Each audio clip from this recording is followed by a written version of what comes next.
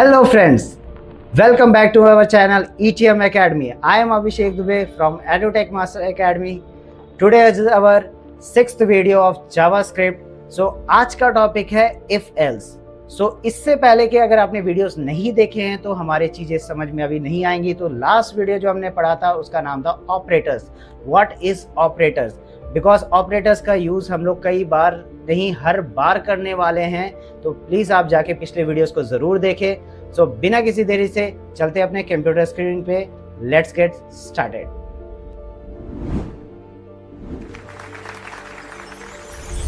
चलिए शुरू करते हैं कि इफ एल्स होता क्या है. What is if else? हम बहुत सिंपल टर्म्स में समझते हैं, ऐसा मतलब कॉम्प्लिकेटेड वर्ड नहीं यूज करना मेरे को. आप देखिए कि सबसे पहले एक कंडीशन बताता हूँ कि अगर आपके घर में मम्मा ने आपको बोला है कि बेटा चीनी लेके आओ, मतलब उन्होंने एक कंडीशन दे रहे हैं कि बेटा अगर आपने चीनी लेके आया तो मैं आपको 10 रुपये दूंगा. तो अगर सबसे पहला टर्म्स जो आता है वो हमारा इंग्लिश में होता है इफ, राइट. और उन्होंने फिर क्या कहा, चीनी लेके आना. ठीक है, चीनी लेके अगर आते हो तो आपको 10 रुपये मिलेगा. तो जो कंडीशन आया चीनी लेके आते हो तो ये आप क्या करोगे, इस ब्रैकेट के अंदर में आप लिखोगे.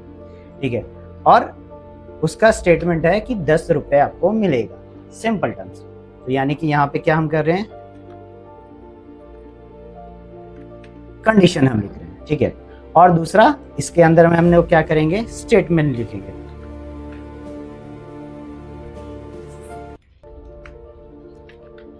स्टेटमेंट लिखेंगे. ठीक है, तो सिंपल सा चीज है. आपको कंडीशन यहाँ लिखना है, स्टेटमेंट यहाँ लिखना है. ये मैंने जस्ट आपको एग्जांपल के लिए बताया. फॉर एग्जांपल हम एक चीज करके देखते हैं कि सबसे पहले हम एक वेरिएबल लेते हैं. ठीक है, वेरिएबल लिए हैं जिसका नाम a है और उसमें 7 लिख दिया हमने. ठीक है, अब कंडीशन लगाते हैं, अगर 7 जो है 5 से बड़ा हो तो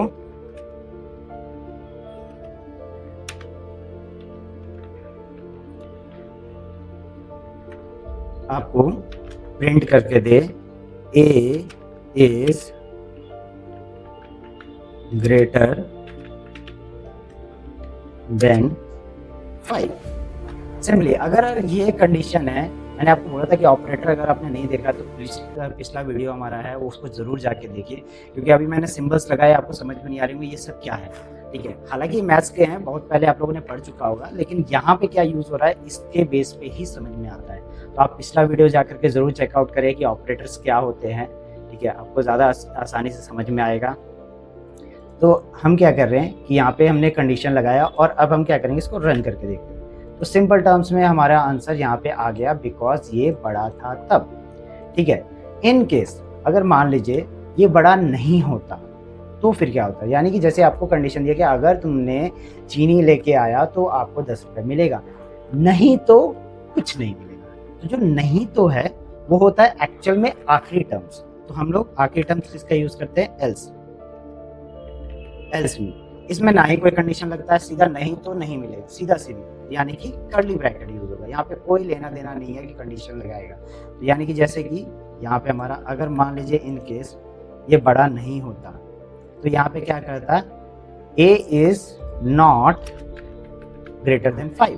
तो अगर मैं इसको क्या करता हूँ, इसको छोटा कर देता हूँ, राइट, 3 कर दिया. ऑब्वियसली बात है ये कंडीशन सेटिस्फाई नहीं हो रहा है तो वो क्या करेगा, नीचे वाले में आ जाएगा. तो यही चीज़ है, अगर पहला नहीं करता है तो वो दूसरे में चला जाएगा. तो हम इसको रन करके देखते हैं. तो सिंपली देखिए आपका यहाँ पे क्या बोल रहा है, नॉट ग्रेटर देन 5. सिंपल. अगर यहाँ पे मान लीजिए इनकेस बहुत सारे और कंडीशन होते हैं, 2, 4, 10, 12 और कंडीशन होते हैं, तो फिर हम क्या करते हैं, तो हम यहाँ पे एक और टर्म्स है हमारे पास जिसे हम कहते हैं एल्स इफ. ठीक है, एल्स इफ में भी कंडीशन लगाए जाते हैं.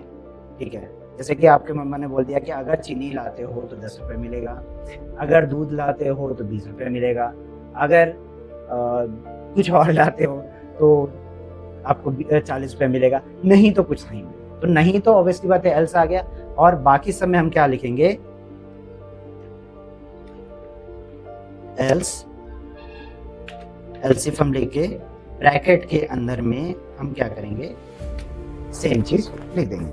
अब इसके अंदर में हम लोगों ने क्या करना है, अगर मान लीजिए ये कहीं गलती से बराबर हो जाए तो तो हम क्या करते हैं, सिंपली a इक्वल टू 5 हो जाए तो सिंपली हमारा कोड यहाँ पे एग्जीक्यूट कर जाए। तो एग्जीक्यूट में क्या बोलेगा, अब ग्रेटर देन तो रहा नहीं,